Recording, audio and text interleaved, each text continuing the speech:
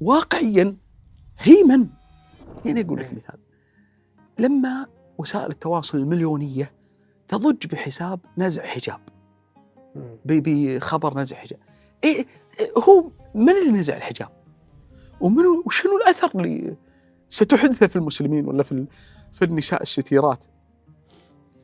لو تجمع مشاهدات 10 حسابات للخبر تطلع ب10 مليون، 20 مليون.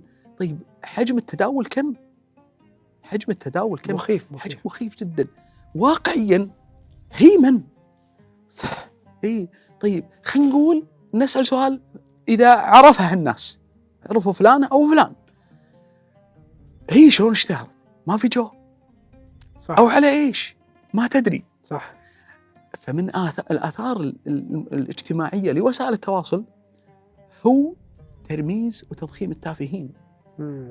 التافه أنا ترى يعني أنا ما أقول لك أنا على قولتهم الاسكت ولا فلان، لكن المحتوى الهادف حتى وإن كان ترفيهيا لا يخدش، يحقق أهداف كذا، ما في حرج. الترفيه ما هو ممنوع بالشريعة ولا بالإسلام، وإن لنفسك عليك حقا.